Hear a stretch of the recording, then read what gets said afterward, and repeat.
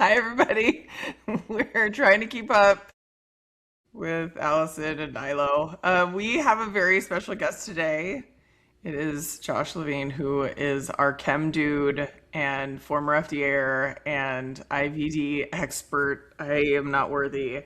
And so, Josh, like we do every week, introduce yourself for our we have 5 listeners, guys. This is big news for us. And woo woo, we're like 200%.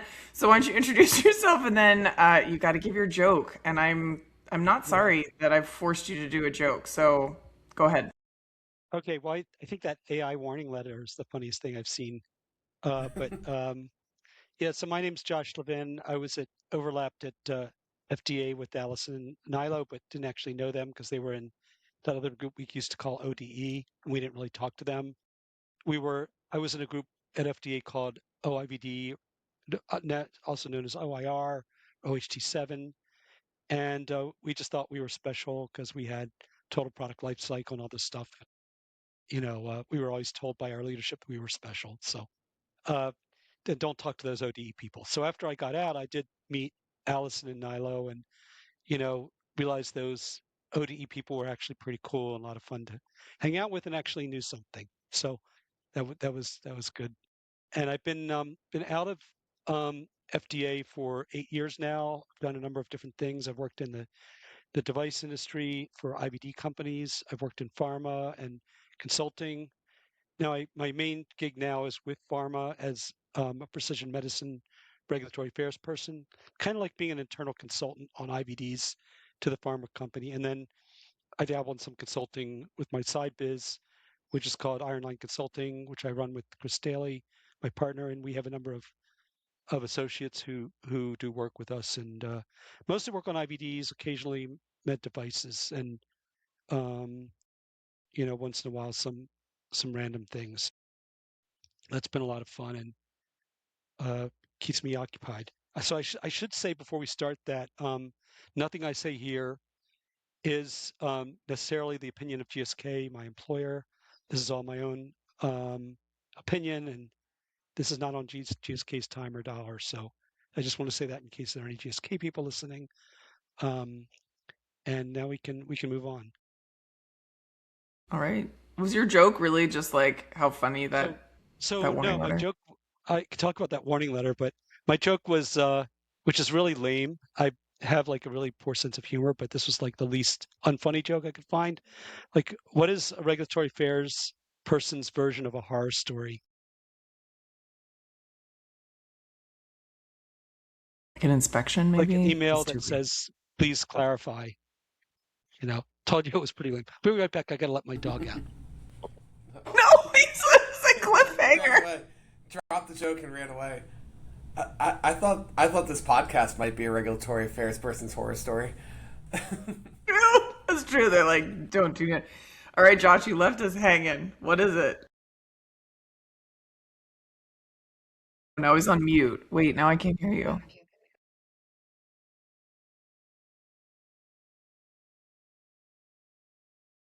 Can you not hear him either, Nilo? I can't hear him either. I think his Oh, is this the joke? This is the regulatory? Because honestly, I had an FDA call this morning, and this would be my horror. Like, but you're still out. You're still out. it's it like I don't know if I it's think his dog cancellation. was his dog like attached to the mic, and then it like took off.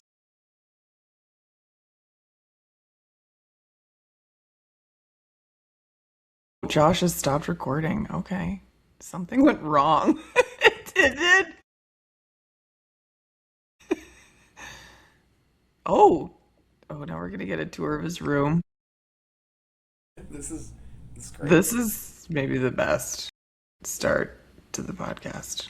Non-podcast podcast. He's gone. All right. We'll go. Nyla, do you want to do your joke?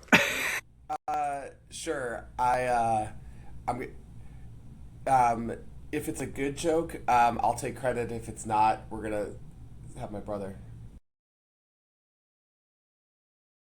Let's give him another second here. Okay. I would like to say we can edit this out for the podcast, but none of us know how to do that. Yeah, No, it's not. nobody knows. This is. Maybe Crystal can actually. Yeah, it's true. All right, quick, before he comes back, tell your joke. Go. Um, oh, did you know you could tell the sex of an ant with just a cup of water? If the ant No. sinks, yeah, if the ant sinks, it's a girl ant.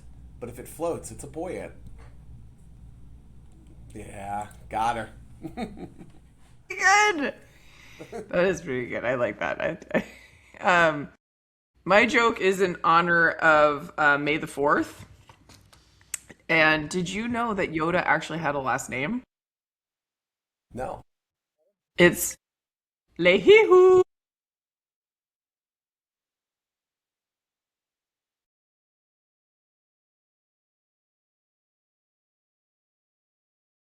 Yep, you got it. It's not bad. That's you a know, good one. family friendly and Star Wars. All right, Oh, now Josh, Oh, we you're coming got you back. back. Whoop whoop. I'm back. Yeah, okay, I'm doing it without headphones. Yeah, screw Okay. those headphones. No one needs those. Yeah.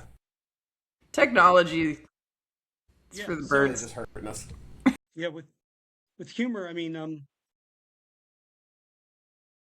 I guess that's the funny thing. Like you're on an FDA call, and all of a sudden they can't hear and you can't hear them. I think you actually like was that like a performative joke? Because like that Yes, it was. was. I didn't intend for it to Yeah, be, but it there kind it of is. was. Yeah. Oh man. Well, now you have a bit of an echo, but I don't know if it's me. No, yeah, this is It's so probably you.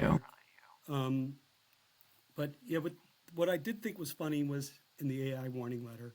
So I did want to talk about that because the company, one of the deficiencies was that the companies didn't know that they weren't following the regulations because their AI agent didn't tell them. That was the funniest thing I'd seen, and funnier than any dad joke.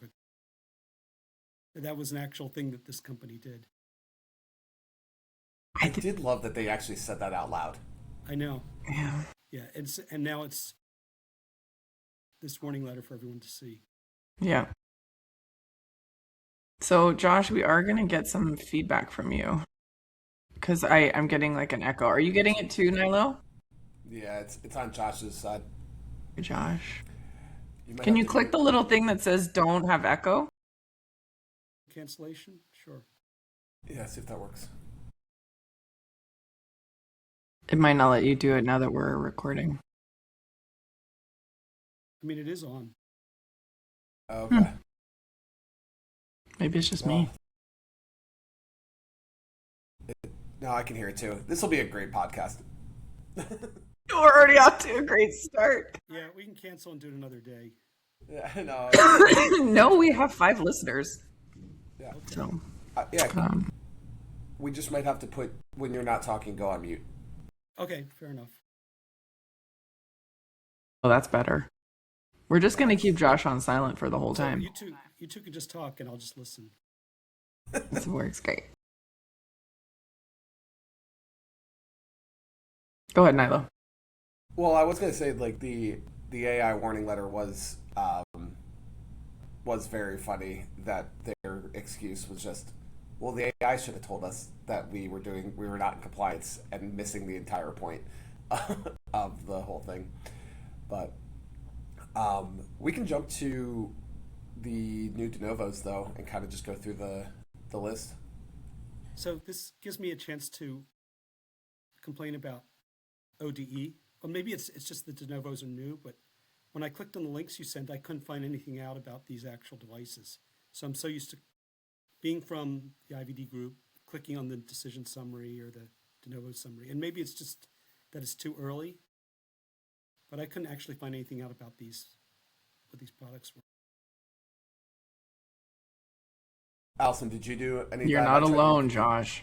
Yeah, I tried to I look up am. the AurieSystem. Yeah, and actually, so there's two, right? So one is the Prolistica, and that's from Steris. And Josh, you're not wrong. It's really hard to find any information when these get released, and oftentimes the companies aren't even ready for the announcement that FDA puts out, right? It's like FDA says, like, "Congrats, you have a de novo granted," and they're like, "Well, okay, we should put a press release out." But I like to think that trying to keep up is one of the places where you can get all the tea on all the recent de novos, or if you should just go to the FDA website, you could also do it. But there's not a lot of information because there's no decision summary, there's no like letter or anything. However, if you go and use the Googles and the interwebs, I was able to find, and some of these are already granted, or not, I shouldn't say granted, they're already like on the market in other countries. So you can kind of already get a gist of like what they are trying to create and sell and bring to the US market. The Prolistica is a wipe. It's essentially a Steris wipe. And then the AurieSystem by CathBuddy, that one, as somebody who's worked on and has friends that use urinary catheters, like I have some friends that are wheelchair bound, and this has been such a hard like field to be in because oftentimes there's they're disposable, right? You use a urinary catheter and you have to throw it out, and this is a device. It's called CathBuddy, and the goal is to have a reusable, no touch catheter system, and it's pretty awesome. So it's I'm just looking at their website, so I'm probably reading some of the claims that they've made. Is highest quality materials being designed to be reused up to 100 times with the Aurie personal disinfector. And so especially having it be a no touch catheter, these are ones that oftentimes, like if you need to insert a catheter, you're like, there's all these different ways that they try to make it so like the pouch, if you are holding the pouch and you open it and you're trying not to touch it, and you're trying to insert it, it can lead to infection. There's all sorts of issues with these catheters that I'm super excited to just learn about more how it works, and I'm really excited to see that it was granted. One of the things I will note about the other device, like the CathBuddy is a DN25, right? So whenever you look at the de novo numbering, the first two numbers of the year it was submitted, and the last four numbers are the number in which it was received at FDA. So it was the 23rd de novo received in 2025. On the other hand, the Prolistica was submitted in 2024, and you can kind of tell that something happened with that de novo, right? Either it was either they were denied and they had to appeal and it was reopened, or maybe they were placed on a second hold. Like there's always a story that's untold in there. But anyway, interested to get more information about both of these devices. And Josh, you are on mute, so if you want to say something, go ahead and unmute. Yeah, I mean, so, yeah, I didn't have a chance to really look these up, but the white one's kind of intriguing as to why that would be a class 2 device. And I didn't have a chance to look at it. Why do you think that would be a class 2 device? Like, what is the risk to that kind of product? You mean the cleaning one? The white. Yeah, we probably need to see I need to see what it actually is. Let me look that. So I'm going to mute you and I'm going to talk. The Prolistica surgical instrument cleaning, it says it protects your instruments from harm caused by repeated exposure to water, aggressive soils, and hundreds of reprocessing cycles. So I think most disinfecting wipes either are class 2 or they have like, it's usually an FDA cleared wipe. But you're right. Like, I don't know what was so special about it that it needed a de novo. It might have something to do with the claims, just because the technology is similar, but there must have been something that raised different questions of safety and effectiveness, right? And I think it's for endoscopy coils too. Is it actually just the wipe, or is it the whole like formulation? Which I'm surprised it's not EPA. Yeah.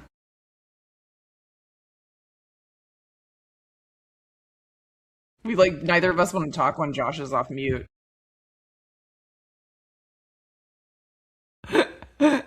I have no idea. I have no idea, but Prolistica, is it Prolistica? Prolistica? I have no idea, but it's by Steris, which is a pretty big company. So I'm assuming it says it has a patented formulation that positively impacts your bottom line by not only mitigating device damage, but also removing surgical and endoscopy soils faster and more completely. So maybe that was something to do with the claims. So go ahead, Josh. Unmute yourself and speak. Yeah, no, just the imbalance and sort of this being a class 2 device and then FDA down classifying companion diagnostics into class 2. It just seems a little bit lower risk than I would expect for a class 2 device compared to some of the stuff we're seeing on the IVD side. Then there's other devices I see on the device side that seem higher risk. So I don't know, class 2 is a pretty big bucket there. Seems like captures just about everything nowadays. Yeah, it is everything. So we went through this a little bit during COVID. If you are making claims for processing class 2 devices, reprocessing class 2 devices which have that carry that higher risk, or you're making high level disinfection claims of higher risk devices, it's a class 2. The actual chemical is a class 2 device, and I actually think the FDA, it's old because it says content current as of 2023, but they used to publish a list of specifically all of the FDA approved or cleared chemical disinfection formulation that's like cleared to be used on class 2 medical equipment. And I'll put the old list here, but I don't think they've been maintaining the thing. Put it in the chat. Yeah. So I think that's why, in general, like it's not Josh, to your point, it's not that the chemical solution is that risky. The effectiveness of it is important for the use of a class 2 medical device.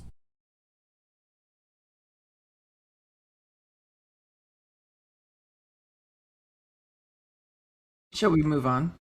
So one de novo I thought was interesting on the IVD side was Yeah. a sample collection device for HPV.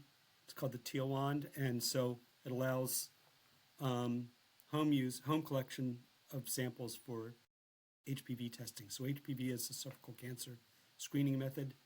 The HPV virus is found to be involved, and the tests have been around since 20 or 30 years. This is the first kind of home collection for that. So it does bring up kind of FDA's focus on home collection for IVDs in general, and some of the risks that it presents to consumers in terms of usability and so forth. So I thought that was interesting. At this recent AMDM meeting, Courtney Elias did highlight that particular clearance. I think FDA should be really proud of that de novo. I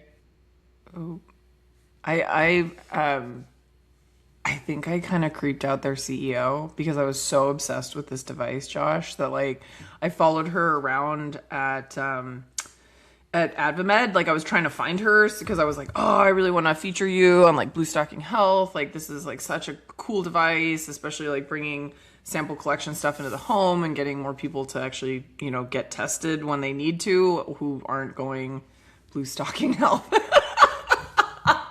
Sorry, someone commented. Yeah, it's not STOCK, it's STALK. So anyway, she and I couldn't connect. She was like texting me. She's like, "Oh, I'm over here," and I'm like, "I'm over here." And I just mostly was like, I just love this device. I think it's so smart. And I just saw her name's Kara Egan, and she just was at the Time 100 like best technologies, or like they do a top 100, and she was named as like one of the cool devices that's changing health tech and or healthcare. And I could not think of anyone more deserving because it's like such a really impactful device, and she's crushing it. Yeah, very cool. The FDA also has this new initiative. I don't know if either of you have heard of this. It's called, I think, READY, something about home use and healthcare in the home, and helping, something tied up with real world evidence and things like that. I think like a lot of FDA initiatives, I'm not sure how well thought out it is, especially when it comes to real world evidence, and happy to talk about my opinions there. But it is something they seem to be focusing on, how to keep people out of hospitals, you know, coming back to the whole COVID era, and how can we use what we learned there. That's a perfect segue because Nilo and I just got back from MDIC, which we've been talking about every week. And so, Nilo, why don't you give some like takeaways? We like heard from Dr. Tarver and so many folks that are currently at FDA. Nilo, why don't you give us a little recap? What did we learn? Uh, what did we tough? I think the conference was good. It was great to hear from Dr. Tarver and Dr. Hughes from CMS, and the FDA does seem to want to put more emphasis on real world evidence and the collection of it. I don't think they're there yet, based on a lot of the reliability. Was it the two R's? Repeatability and reliability. Is that what it is? No, what's reliability and man, I'm blanking. Repro- oh my Reproducible. God, this reproduce. You can tell that we're not reimbursement. Relevance. Rele- Thank you, Kate. Relevance. God. Relevance and reliability.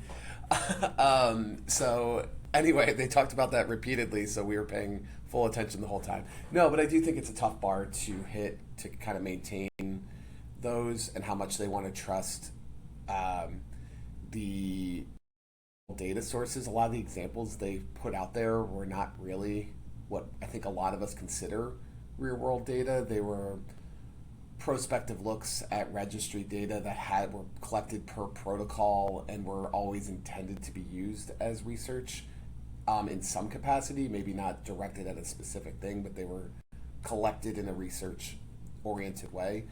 And so if I think my takeaway overall was that it was great to hear from the MDIC people. I think that NEST certification is kind of a cool way to look at data quality and things like that, but FDA adoption of it is probably still a good bit. Oh, we're not there yet in terms of how industry looks at real world evidence versus how the FDA, what they call real world data and real world evidence, was my bigger takeaways on that. And I thought there were some cool discussions around some other side topics as well, and it was good to hear from some of the pediatric people like Juan Espinoza, and some of his colleagues. On that panel was really cool when they were talking about PEDS development, the use of real world data in the PEDS area. I think that would be awesome if we got, and I think that might be where FDA has taken it already a little bit and might take it further forward. I don't know, Allison, what were your thoughts there? I thought it was such a good conference. It was like one day of just mainlining so much information about everything that FDA and MDIC are working on. I think the one that I'm super excited about, and I think there were still questions left about like how are we going to implement this, was the nest mark.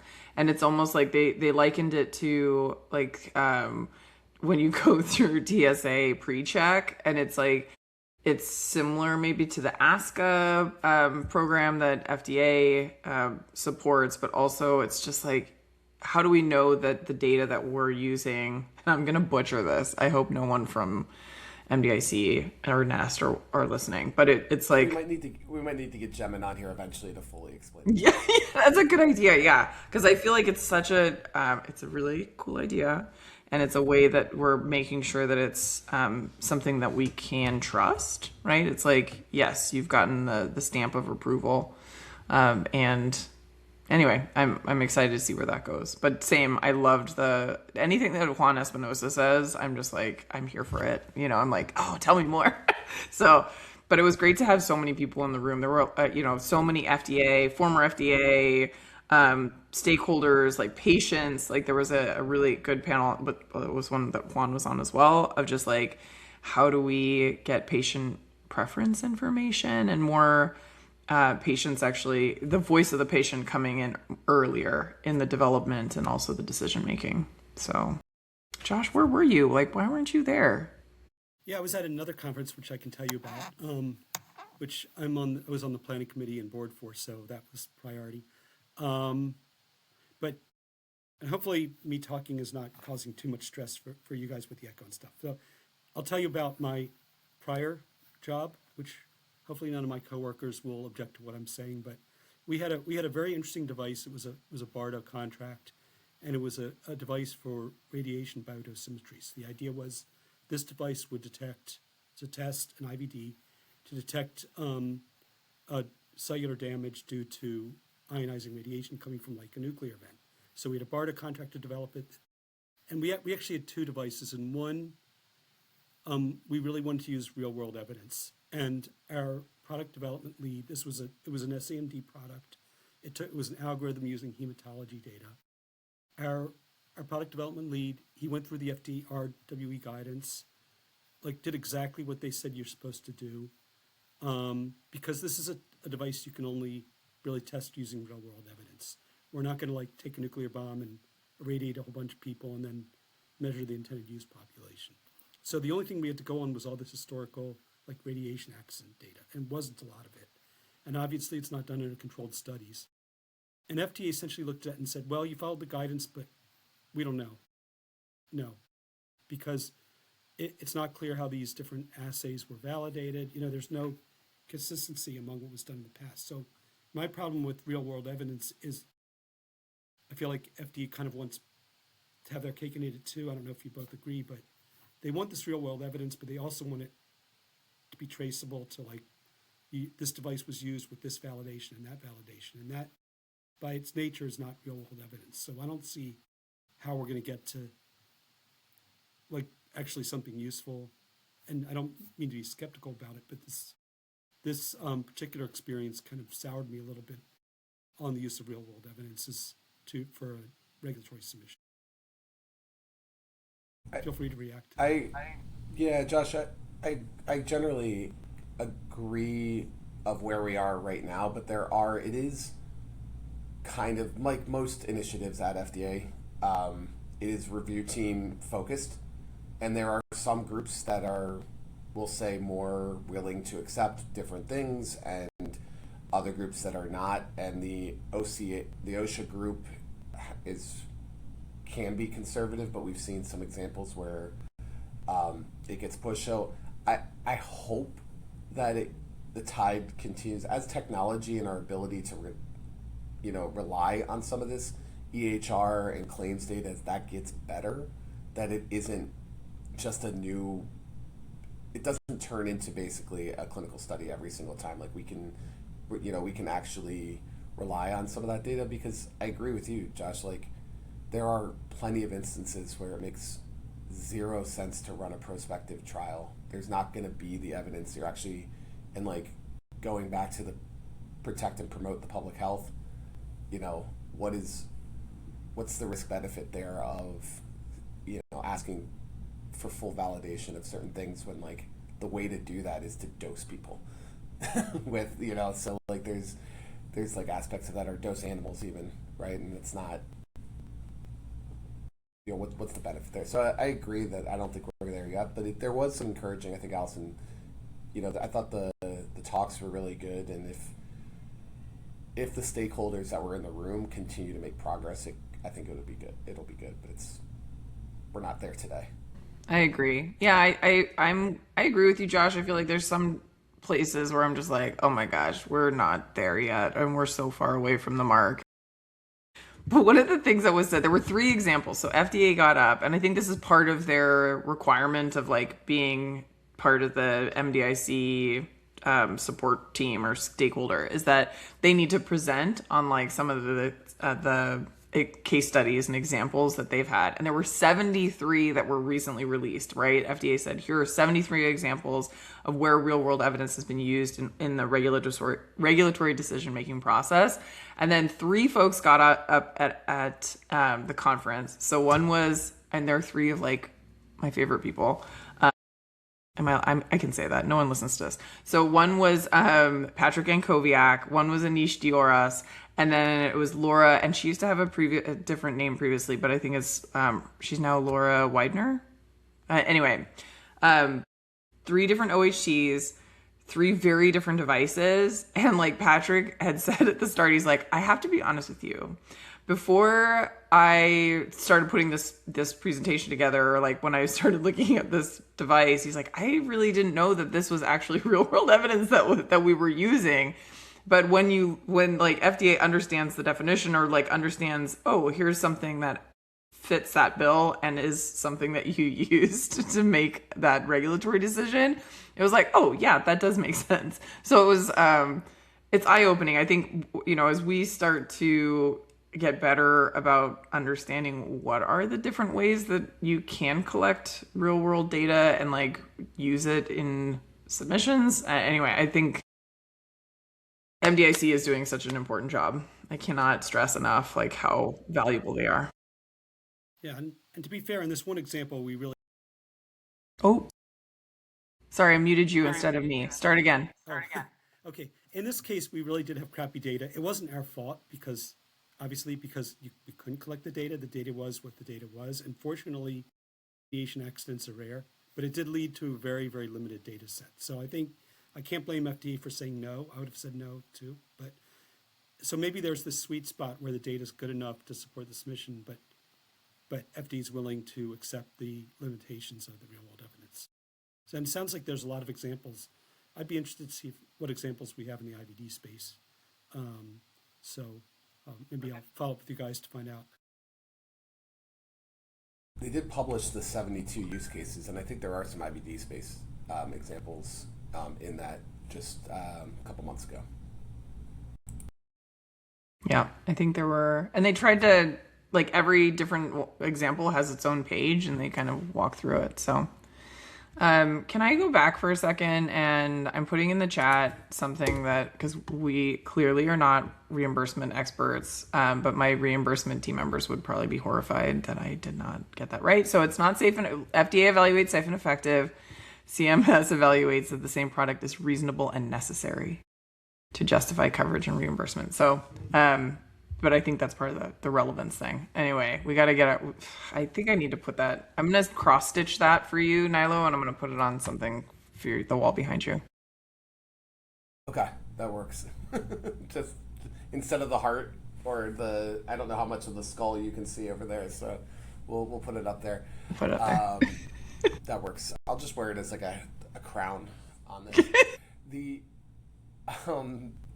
The CMS part was super interesting, and I really feel for Dr. Hughes because I think they really want to be a part of some of these IDE decisions, and like we've touched on Rapid and how it seems like it's more expansive than we thought, and we're going to do some more research into it to talk at the SDRAN next week or 2 weeks from now about it. But CMS just doesn't have the resources currently to be involved in some of the FDA pre-market review of trials, but they clearly want to have more of an impact there, and it would be really great if they did. I thought it was really important and cool that Dr. Tarver and Dr. Hughes were up there saying this as like part of their mission, because if you have good stakeholders to do it, that's how it starts. So hopefully sooner rather than later we get some of that input.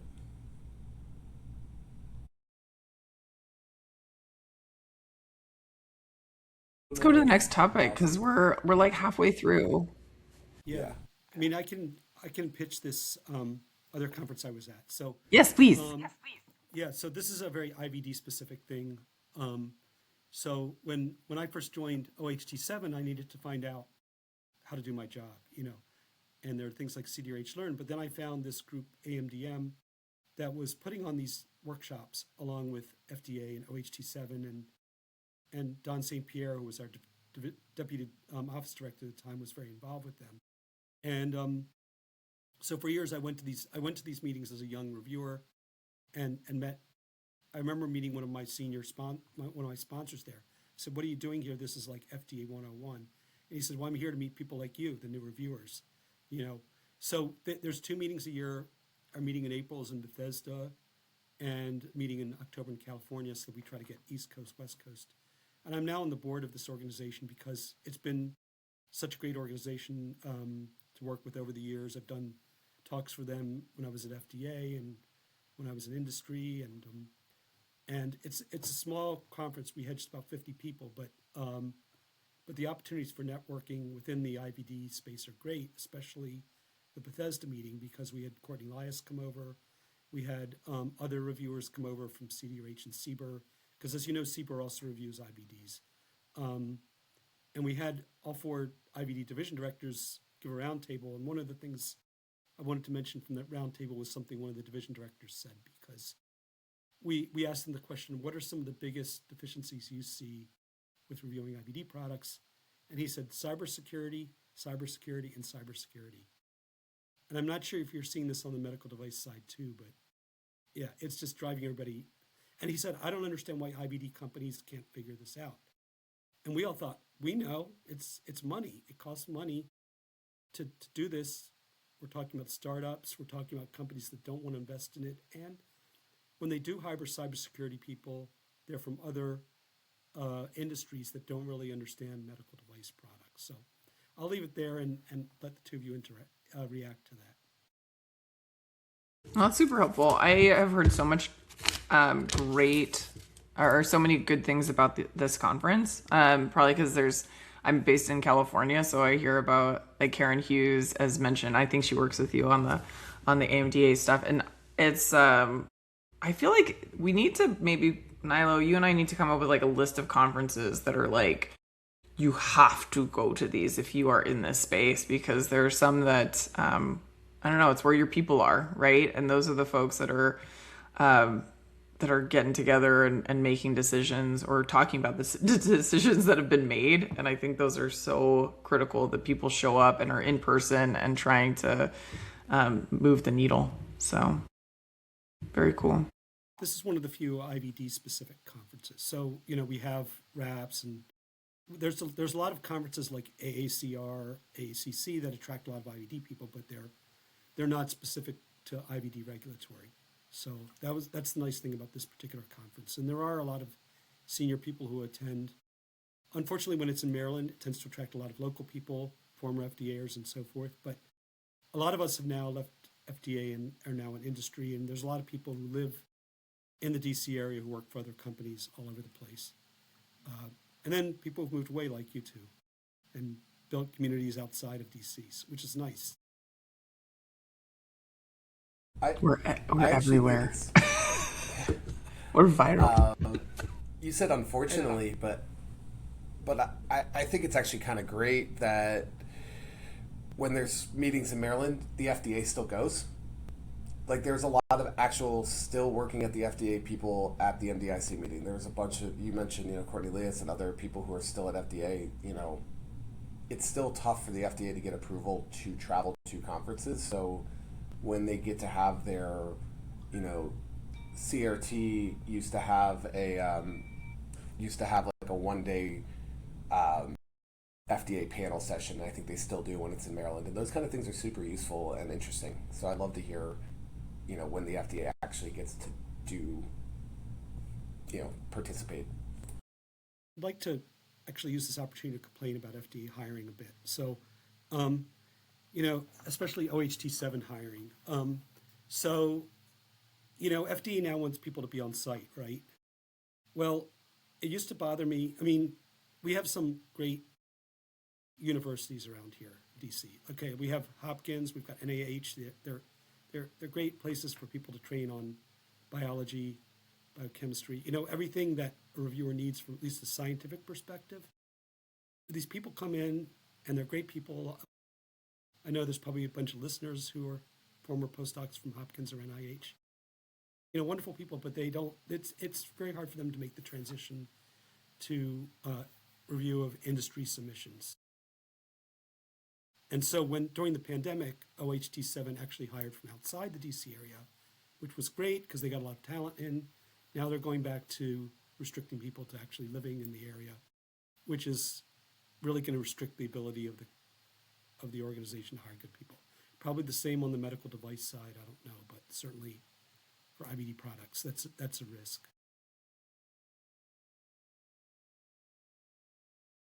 I wanted to add to that, like one of the things that was commented on that I was on one of my posts is that the folks who are outside DC can't apply for any of like the promotions or anything, right? Like, so it stinks for them that they can't be applying for these, even though they're very worthy of getting those roles. So yeah, I'm curious to see how it goes. I mean, if you were to pick two universities or some universities that would be good ones to pull from, I'm glad Johns Hopkins is there and like able to to be the resource for many of the FDA hires.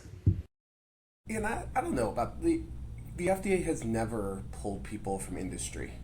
Like it's even when they could expand to the entire country and grab talent from everywhere, there wasn't a ton of people coming out of industry to be a reviewer, especially, there's people who have come in to take management roles or policy roles.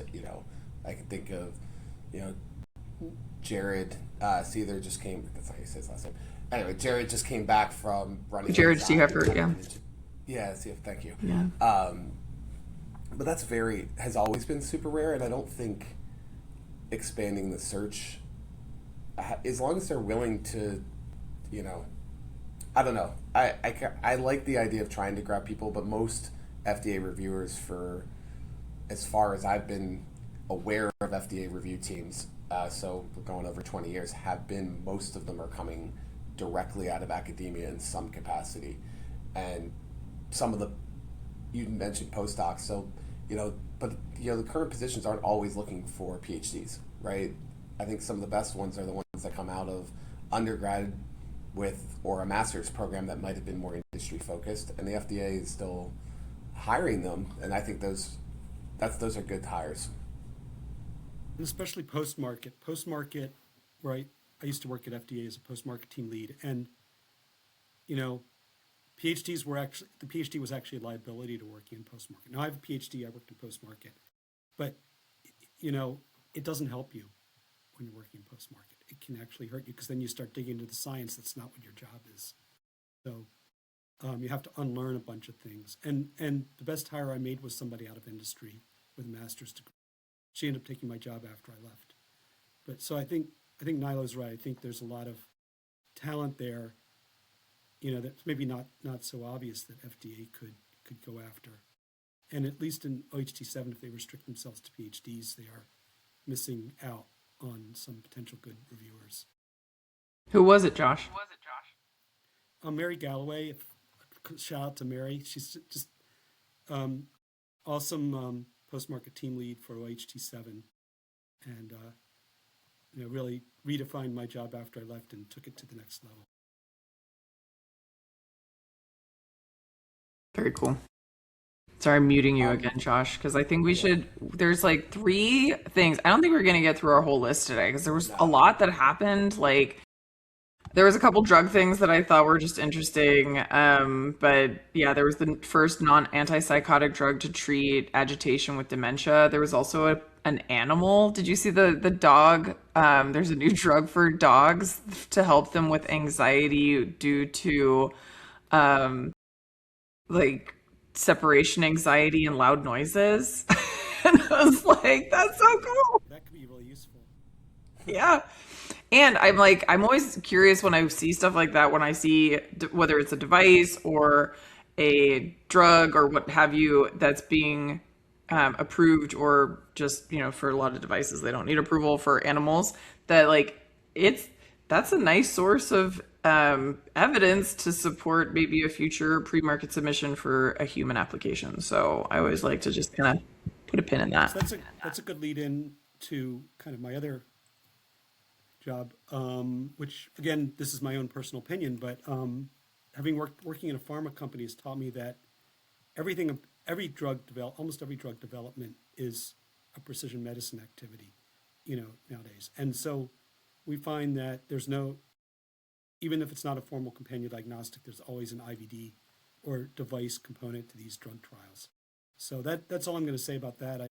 I don't want to step into territory where I'm saying things that my employer doesn't appreciate, but essentially that's one of the things I've learned from working in pharma, how important the device side is. Yeah, I think we've had a lot more combination product type stuff working through as consultants as well recently. So on that end, Allison, I don't know which 3 you wanted to hit, but one thing I wanted to really quickly hit while you're frozen on my screen, is the experiential learning program applications, ELP, at FDA are back and they're open until June 18th. And this is more for the industry folks, but I know as a reviewer at FDA, I got to go to 2 of them, one out in California and one in DC.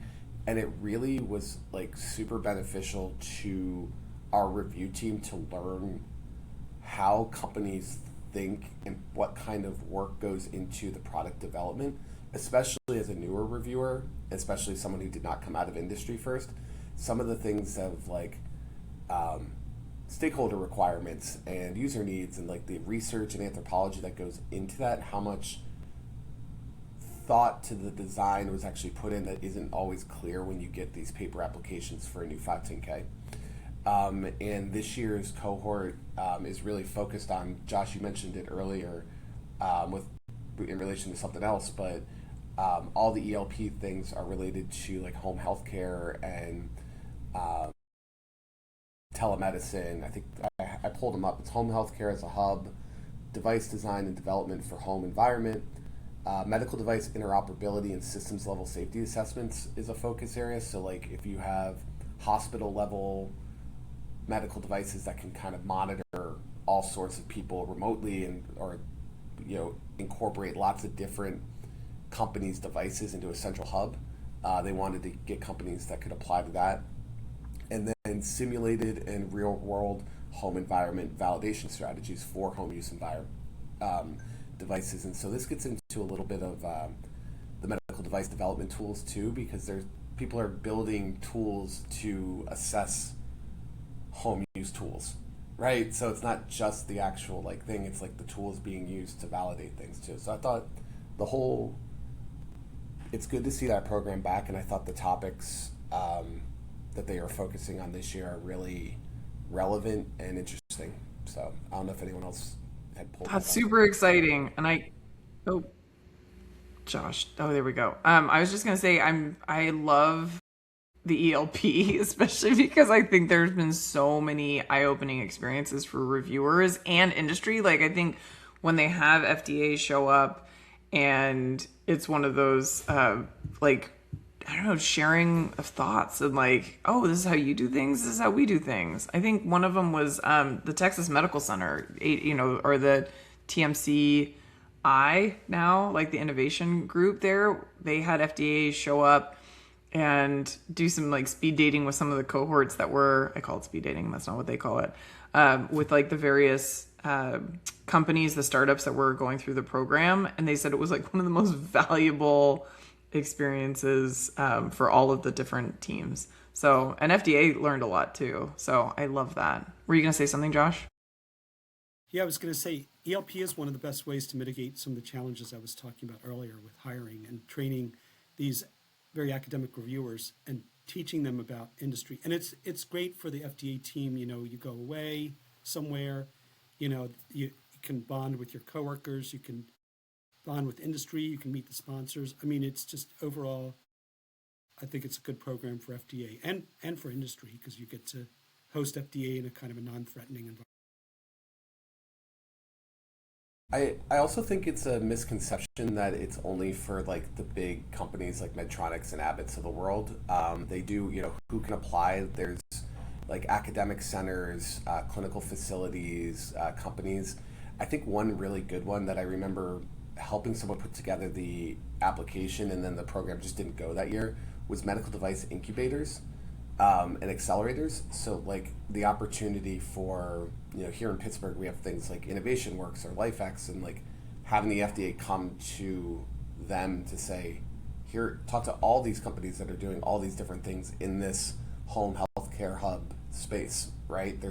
If they went up to Cambridge or something like that, had all the MIT and Harvard folks that are doing all different things out of that area, or Minneapolis. I just think it's a very cool program. So Couldn't agree more. And way to just repeat what I said. Nice going, Novo. always, that's my job. As a guy on the podcast, to step on your point. I'll be contrary about the ELP. I think FDA needs to be careful to make sure that people know that it's not a compliance activity. We had one reviewer who started like asking compliance questions, so we had to shut her down because that wasn't the purpose of the visit. So I think it's incumbent among FDA to just make sure that that's very clear. It's a good side note. I feel like, and I hopefully I'm no longer frozen on your screen, Nilo. But if I am, it's a good segue for what I'm about to talk about next, because I was going to bring up ELSA. So ELSA 4.0 is here.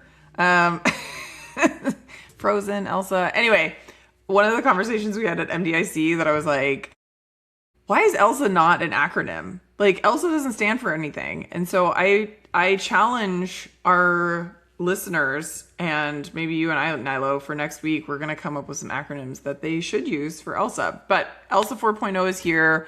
Dr. McCary, there's a press release about it. I will include the link. The agency also consolidated more than 40 disparate application and submission data sources, systems, and portals across all FDA centers into a new platform called HALO, which is the Harmonized AI and Lifecycle Operations for Data. So clearly that HALO has an acronym, but ELSA 4.0, FDA reviewers are able to use it now.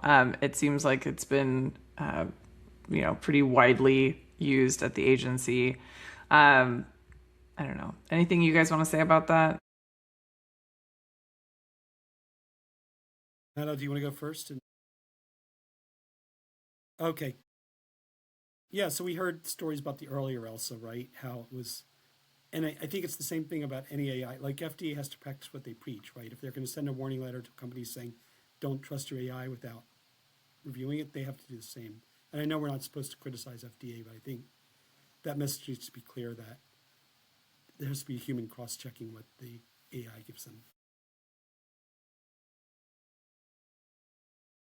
Yeah, it's a tool. Used for great power, responsibility, Spider-Man, all that kind of stuff. I think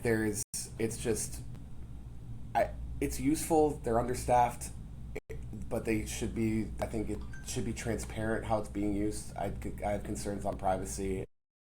I think the medical device industry should be, and AdvaMed and all the people should be very conscious of how and when the FDA uses AI, and there should be more transparency there. But I do think if it leads to better review processes and more consistency because they put rules in there, that could be cool too. And Love it. I'm going to keep coming up with dumb ELSA acronyms of what ELSA could stand for. Everyone loves submission automation.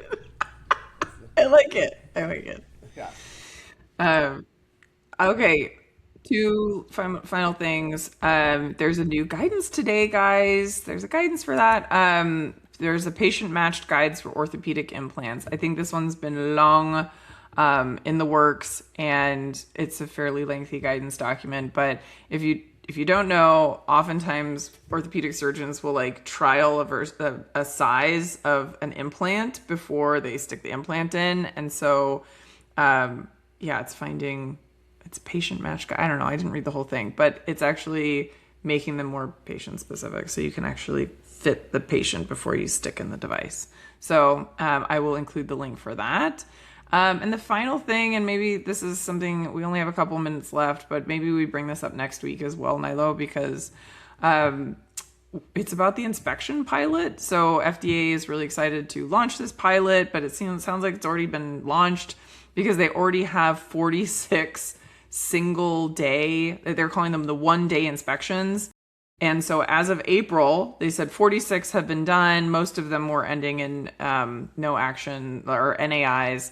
And it sounds like it's a faster way just to get in and out and get some sort of assessment on how companies are doing. And it's across the board. So it's not just medical devices, but it's all different facilities that they're going in and trying to do these 1-day fast inspections.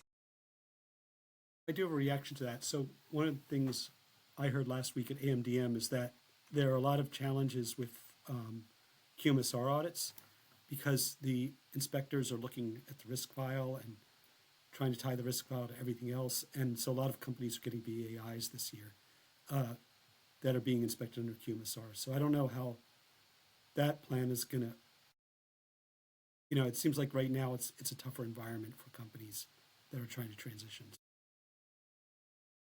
Maybe it'll work for some of the other centers, but I think it's not great timing for CDRH.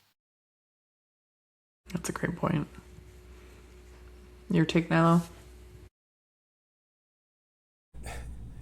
Seems like a faster way to get bad news. No,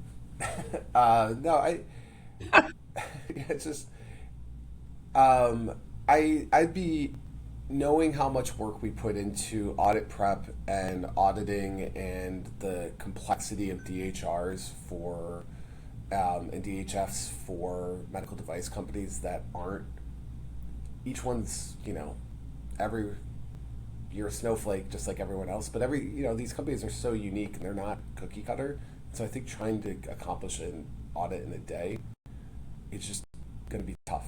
So unless they're like very focused on certain things, and I don't know the full pilot scope, so maybe I'm missing that, but I think that's going to be really,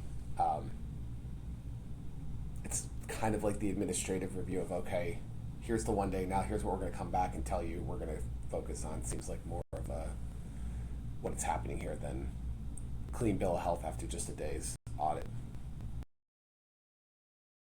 Yeah. Can we just, Josh, two questions, and you're gonna take us out. So first one is, how do people find you? I know that you wear many hats. So is there any sort of way that if people want to work with you or chat with you? And then the second thing is, you said that you are actually, this is a big claim, that you were the one who originated the idea of the PCCP. And so walk us through that in our last 2 minutes.